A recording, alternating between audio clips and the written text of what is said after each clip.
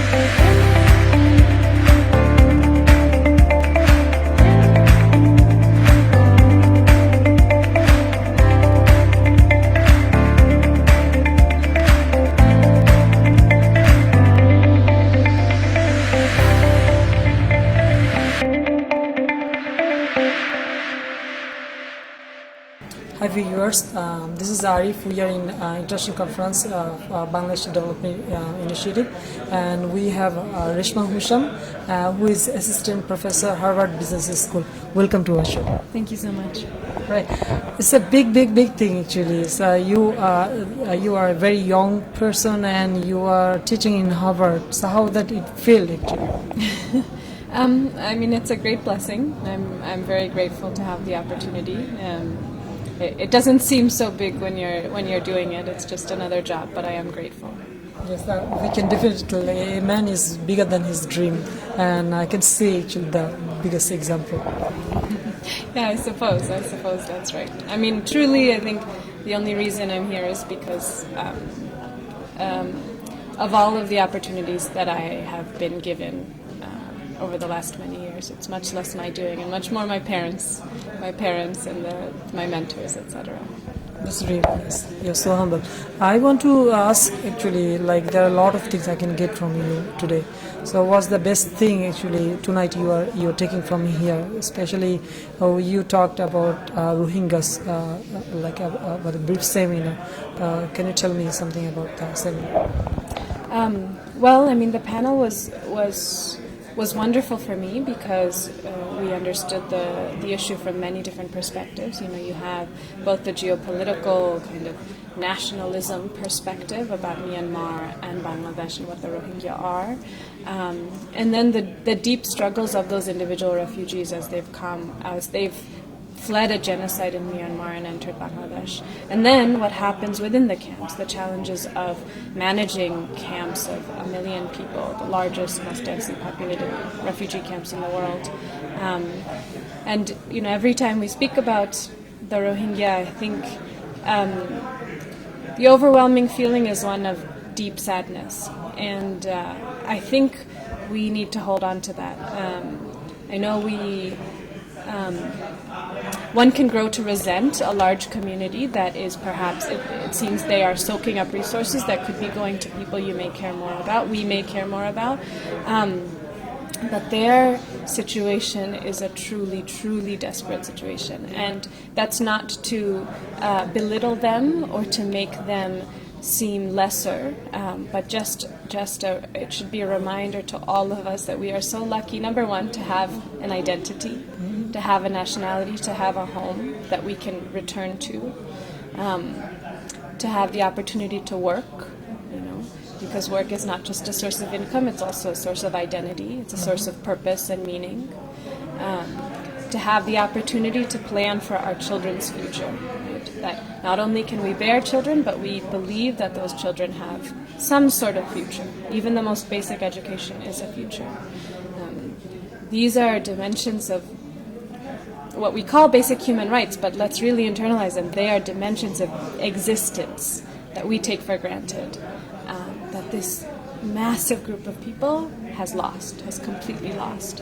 And so, you know, when I engage with others who work with the Rohingya community, always that's kind of the final takeaway. It's one of grief and sadness, and of course resilience and hope. If you go and see them, you know, the fact that they continue to live and laugh, again, I don't want to romanticize it, but they do. They live and they laugh despite the trauma and the violence that they have experienced. I did along with Brack and we did a series of interviews among host community members and Rohingya refugees.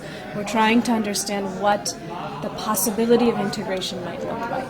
It's not a word, one likes to say in Bangladesh at the moment. It's not a word that the government is necessarily promoting by any means. In fact, they're really trying not to allow that to happen. But it may be a reality that eventually these communities may remain, and the most peaceful and most prosperous way to move forward is through integration. So we did a series of interviews trying to explore this possibility of integration, and again, it is human nature to be angry at a group that seems to be taking resources away from you. And in many ways they are. Day laborers who are in the host community or Bangladeshi, they have suffered much lower wages because it's true, Rohingya men are willing to work for less. And why? Number one, they're more desperate. Number two, they do have rations. They do have access to rent-free housing, if you call those tents housing. It's true, absolutely. So I don't deny that. But you see this consistent thread in these conversations that we have where it's not just the day laborers who are actually hurt economically, but the politicians, the community leaders. Many of them express deep resentment against the Rohingya, not because of economic issues, but they see them as lesser people. They see them as animals, as dirty and smelly and offensive and aggressive. These are the words that emerge. And again, if I were in their situation, given everything that they have had to deal with, I can sympathize with that. But it can lead to very dangerous tensions. Whereas, think about the Rohingya. The Rohingya have just escaped a genocide. They escaped a situation in which their neighbors, who they had shared meals with, who they worked with, turned on them, right? And so now they've entered a new space. And so, of course, they should not trust. They had trusted their neighbors who then committed the genocide, right? Right. And yet... They're still in a trauma, big trauma. Exactly. They're in deep trauma, and yet they do trust. And perhaps some of this is just what they say to me and not what they mean, but much of this seems very sincere. They do trust the host community. They say, we're so grateful for all the host community has done. They welcomed us. They let us live when we would have died. And so, my hope is somehow we can explore how goodwill can be fostered between these two groups so that something like integration could be possible. Do you have any idea actually what can be possibly the best future? What is the best thing maybe Bangladesh government can do or the world can do? What is the best solution? Do you have any idea? No, because again, this is a situation that has. It seems like a lose-lose situation. It's very hard to think about what the best thing is. The best thing is for the international community to step up, and they have been silent. They've been silent because there are economic interests in Myanmar that people are not willing to discuss. They've been silent because Bangladesh has taken the load, and Bangladesh, having less bargaining power, can't bring the more powerful countries to share in this burden. I just want to ask something as a Berkeley journalist. Something come in my mind even before. Actually, when Bangladesh is not that developing country, they're taking that stake to doing all these things. It's a huge thing. Bangladesh government or Bangladesh Prime Minister, what she showed or they took the decision, and there are no other way actually to people are getting killed and they are helping to live their life. So isn't there a responsibility, victim responsibility or pressure internationally to the other developed country that they must step up and they can do things, even United Nations, and all these things are it look like a table talk. It's at the end of the day, it's not working. No one is taking anything from here, or they are taking the responsibility. What do you think about that? What can be the solution? No, absolutely. I think you're absolutely right. The international community has a huge responsibility that they have shirked entirely. You cannot deny the responsibility, right? No, absolutely not. I mean, this is true for migrant populations across the world, right? Many countries, including my own have refused to open their borders to migrants who are in desperate need, and the Rohingya are among those migrants. Right? I agree. I think it's a terrible thing. But there's two things that the international community could do. One is give aid to Bangladesh to help Bangladesh deal with this challenge. Part of giving aid could also be to help resettle some Rohingya in their own communities, right, across the world. These are not happening to any real substantive measure right now. The other thing, though, is that they could put more pressure on the Myanmar government to repatriate the refugees in conditions where those refugees are not refugees, where their identity is established as a citizen of Myanmar, right? The Rohingya community is recognized as a citizen, where their basic human rights are granted, where they're released from these prisons, essentially, that they live in their villages because they're restricted from travel, etc. Now that requires a much deeper and a much longer term diplomatic effort from these various countries, so China, India, Russia, the US, for example. And it also requires them to potentially give up some of their economic interests in Myanmar in order to pressure Myanmar to take back these individuals for whom Myanmar is their home. I think that's ultimately the real duty of the international community, but I don't see that. Do you see any offer like international community can have like the best offer for them? So if they take some Rohingyas, maybe they can have that opportunity for their country, or they can be a very good example to the eyes of the world, or people can take the initiative in a very nice way. Do you see any win-win situation to any big country, any developed country, if they take something? So what is the stake? Maybe they are uneducated, maybe they are challenging people, they are thinking about that. But is there any good offer, you think, instead? You mean how can one incentivize a developed nation to bring them in? No, I don't know. I mean, I know there's a community of Rohingya from the last few generations who reside in Chicago. There are pockets throughout the U.S. and there's a group in Chicago. They're doing good, yes, but like any other immigrant community, right? You can find immigrant communities around the world doing good. That doesn't seem to resonate with populist movements now. So I'm not sure. I'm not optimistic. At the end of the day, actually, it's a big challenge for Bangladeshi government, actually. Especially Bangladesh is already overpopulated. There are a lot of issues government has to face every single day. So now, extra that amount of people, actually, that causes so many things. How international community can come and help Bangladesh, or what are the best solutions they can do more? Well, I would say, I mean, it's true, Bangladesh has an extremely large population, and there are places in Bangladesh that are certainly overpopulated. But that's not equivalent to saying that the entire nation and all of the land is overpopulated. So I don't think we have taken a serious look at how integration might happen across the country in a way that is both beneficial for the refugees, but also for the local economy. Again, if we think about immigration debates in the U.S., people are always afraid that, for example, the Mexicans will enter and take your jobs and, reduce your wages, etc. But there's very little evidence that happens if migration is kind of well distributed, for example. There's not a big concentration. So I think that's number one. But you're absolutely right. I mean, Bangladesh is already under deep strain. Its resources are not many, and the international community needs to step in. I wish I could offer a solution, but I mean, certainly I think resettlement and pressure upon the Myanmar government to right its wrongs are the two things that the international community should be doing, and they're doing neither in any meaningful way. There are a lot of young people and intelligent people are working on that, including you. So I hope we will find more good solution. And I want to know actually from you actually. Let's go to different topic from here.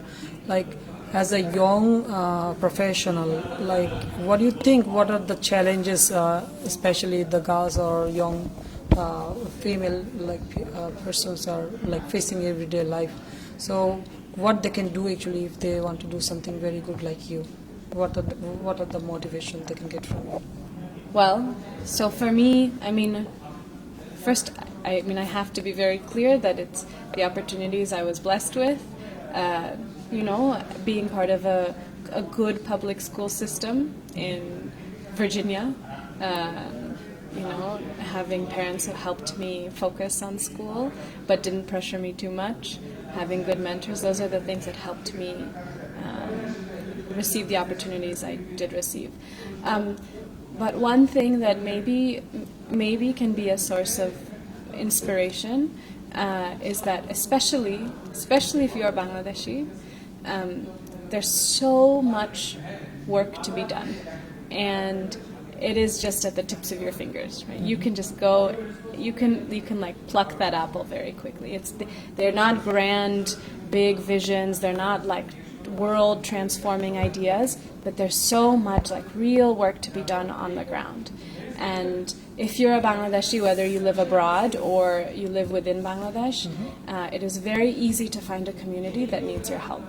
And if you can go there, and if you can simply just interact with people who may be a little bit different from you, who may need something that you have, and then you can step back and think about, how do I make this systematic? How do I generalize this? How do I do it for more than just this household, but for the broader community? It's just, there's all this space to work, and if you can do it by first going to a household, going to people in need and just engaging with them, then your heart will be connected. And once your heart is connected, then it will work automatically. That's really nice. What are the vision you have? Where you want to see yourself in future? My hope is that with the opportunities that I have, and with the work that I'm able to do, that can translate not only into academic research that shifts the ways that academics think about basic models of development, but also that translates into policy. And so I'd always like whatever academic research I do to have a direct policy relevance. Not only for Bangladesh, but for example, if I'm interested in the refugee crisis of the Rohingya, I'm more broadly interested in what it means to be a forcibly displaced person in the world, because there are many, and it's any refugees, any people. Yes, exactly, and that's growing. It's the historical high, and it's continuing to grow. So we should be able to understand. Yeah, I'd like these questions to be generalizable, and the policy implications to be as generalizable as possible. I'd like to stay in the policy space. That's really nice. So you are here in Bangladesh Development Initiative. So what is there anything you specifically wants to do for Bangladesh as a from Bangladeshi family you are from? So what do you think? Is there any dream you have you want to do? Well, I should say I'm not good at operating with dreams. Like I like to operate on the ground with individuals, and so I want to do projects that do have some return, some improvement in the welfare of the people I'm with. And I'm working in Bangladesh because I understand the language and I can partially speak the language. And for me, that's really important because that allows you to connect with the individuals you're working with. And I think one of the biggest problems in development for so many years has been that you have people who don't speak the language imposing ideas of development on a community without understanding the true problems of that community. And not to say that I do understand the deep problems, but I at least connect emotionally because we have this shared language. And so, I mean, in a way, it's a very selfish motive that I'm working in Bangladesh because that's where I feel the most connected, and so I feel like I can do the best. The very last question, actually.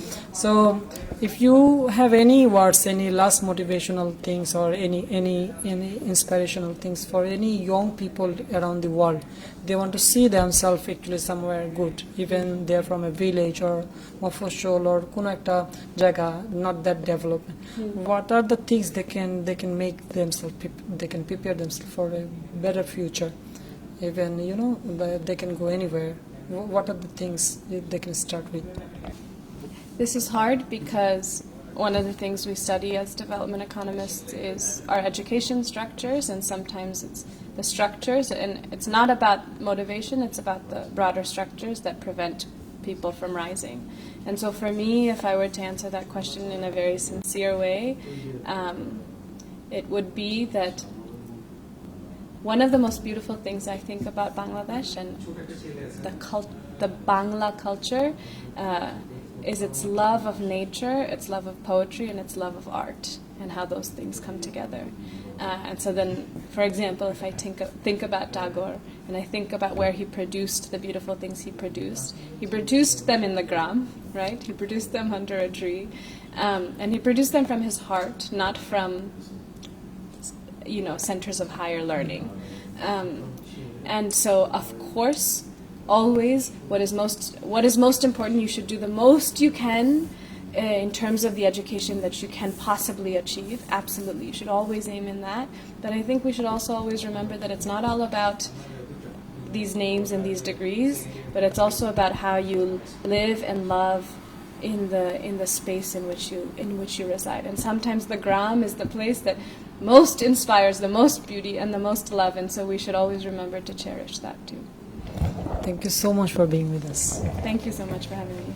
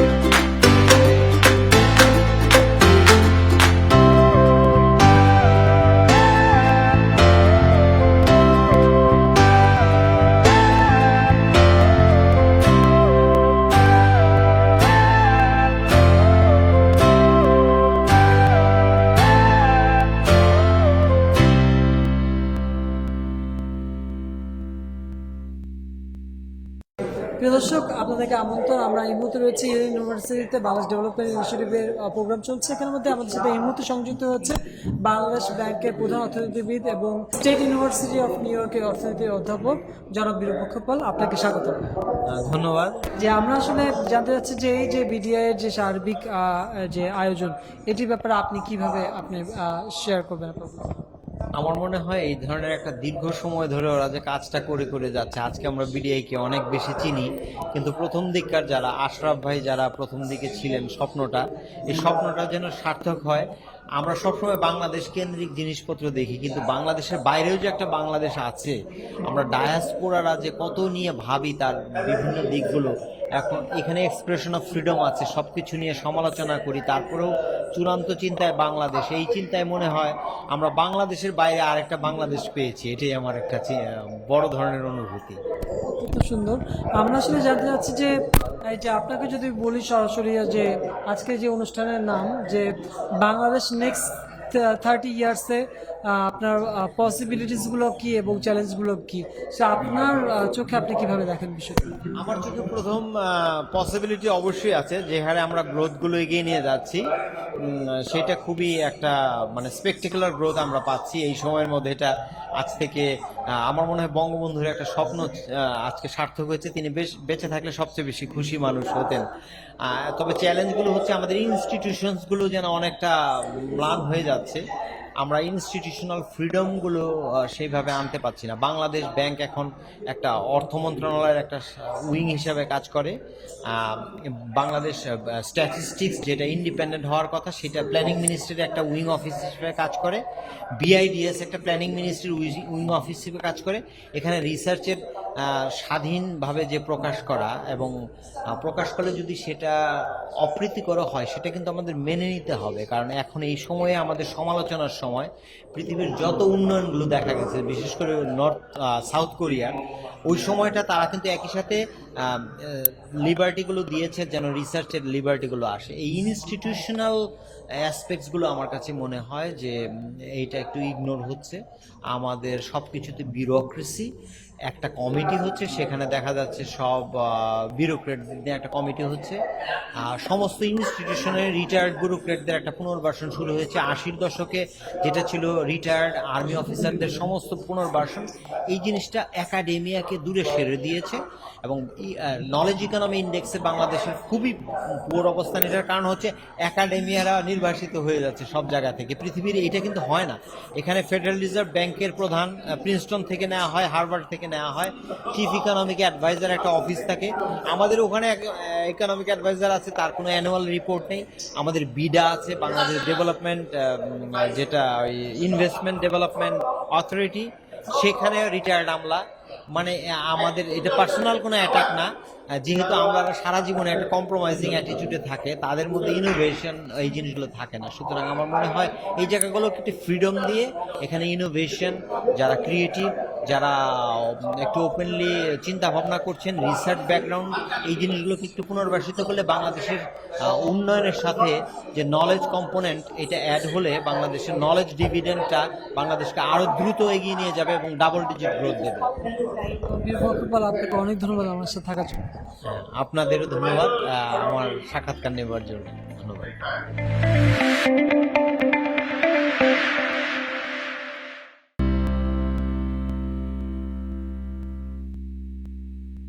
প্রিয় দর্শক, আপনাদেরকে আমন্ত্রণ। আমরা Bangladesh development initiative প্রোগ্রামে Yale university প্রাঙ্গণে আমরা এই মুহূর্তে রয়েছে। আমাদের সাথে সংযুক্ত হয়েছে মিউচুয়াল ট্রাস্ট ব্যাংকের ম্যানেজিং ডিরেক্টর এবং সিইও আনিসে খান। আপনাকে স্বাগত। ধন্যবাদ। আপনাকে পেয়ে আমরা অত্যন্ত আনন্দিত। আমরা আসলে জানতে চাচ্ছি যে এই যে বাংলাদেশ ডেভেলপমেন্ট ইনিশিয়েটিভের যে এবারে আয়োজন, সেটি সম্পর্কে আপনার সার্বিক অভিজ্ঞতা কেমন? এর আগে একটা ওনারা আয়োজন করেছিলেন ইউনিভার্সিটি অফ ক্যালিফোর্নিয়া বার্কলিতে, যেটা আমরা স্পন্সর করেছিলাম, বাট তখনও আমার যাওয়ার সুযোগ হয়নি অন্যান্য প্রোগ্রামের জন্য।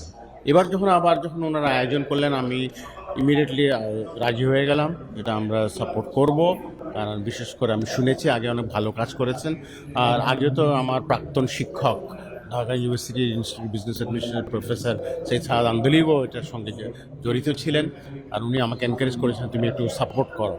আর এবার আমার বাল্যবন্ধু KG2 friends and Placid school Fazlar college doctor Faizul Islam, সেও এত কষ্ট করে এটা নিয়ে।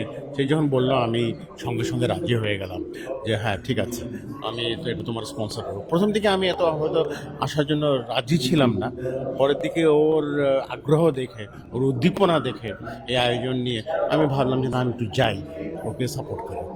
এবং এখানে এসে যে সার্বিকভাবে সবগুলো আপনার স্টেশন দেখে আপনার কেমন মনে হলো?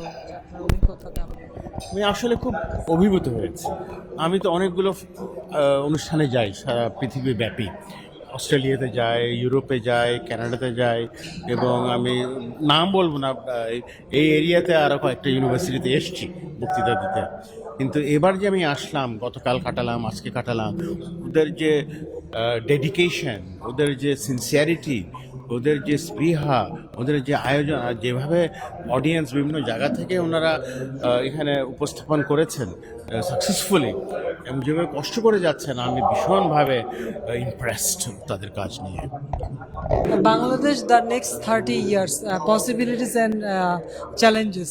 সো আপনাকে যদি এক কথা জিজ্ঞাসা করা হয় যে নেক্সট 30 years আপনার চোখে পসিবিলিটিস আর চ্যালেঞ্জের জায়গাগুলো কোথায়, আপনি কীভাবে উত্তর দিবেন? আমি বলতে চাই, বাংলাদেশ ভবিষ্যৎ 30 বছরের মধ্যে প্রথম 20টা দেশের মধ্যে থাকবে পৃথিবীতে। এক কথায় আপনি বলেছিলেন। চ্যালেঞ্জ এটা। চ্যালেঞ্জ তো অনেক আছে, আমাদের ক্লাইমেট চেঞ্জের ব্যাপার আছে, আমাদের দেশের মধ্যে তুফান হয়, সাইক্লোন, ফ্লাডস, এটা সেটা হয়। তারপরে আমাদের এডুকেশন সিস্টেমটা অনেক বেশি উন্নত করতে হবে, টেকনিক্যালি আমরা অনেক উপরে উঠতে হবে, ইঞ্জিনিয়ারিং জানতে হবে, মেডিকেল জানতে হবে, এবং শুধু আর্টসও শিখতে হবে। আর আমাদের একটা ডিসিপ্লিন দরকার আমাদের দেশে। আমাদের দেশের লোক অনেক কষ্ট করে, অনেক খাটে, এত কিছু প্রতিবন্ধকতার মধ্যেই সারা এগিয়ে যাচ্ছে। আমি মনে করি যে ডিসিপ্লিন দরকার। কিন্তু আপনি অনেক সফল একজন মানুষ, এবং এই যে সফলতার পিছনে তো অনেকগুলো গল্প আছে। একজন মফস্বলে গ্রামের অথবা একজন সাধারণ মানুষ শহরে এসে যদি এতটুকু সফল না হলেও সফল হতে চায়, তাদের ক্ষেত্রে আপনার মোটিভেশনের জায়গাটা কোথায় থাকবে? যেটা বলি অধ্যবসায়, তারপরে বলবো যে পেশেন্ট থাকতে হবে, একদিনে হবে না। আমার জীবনে অনেকগুলো ঘটনা ঘটেছে যখন আমি দেখছি যে আমি পাচ্ছি না, যেটা আমার উপযুক্ত, আমি কাজ করছি কিন্তু পাচ্ছি না। কিন্তু আমার একজন সিনিয়র ছেলে, না তুমি ধৈর্য ধরো। আমি অনেক সময় ভাবছি যে এটা লাথি মেরে চলে যাবো, এরকম ভেবেছিলাম। না, উনি বলছে তুমি ছেড়ো না, আমি ছাড়ি নাই। তো মেইন কথা হচ্ছে যে অধ্যবসায় এবং এথিক্যাল স্ট্যান্ডার্ডস, এবং কাজ করে যেতে হবে এবং শিখতে হবে সারাক্ষণ।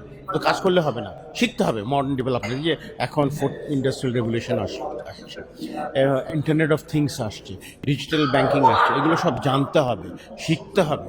শিখে এগুলো যে যার ক্ষেত্রে কাজ করছে সেটা প্রয়োগ করতে হবে। সেসব প্রয়োগ করলে সে মফস্বল থেকে আসুক, শহর থেকে আসুক, যেখান থেকে আসুক, সে যদি কাজে এগুলো নিয়োজিত থাকে এবং এগুলো অ্যাপ্লাই করতে পারে, সে অনেক সামনে এগিয়ে যাবে।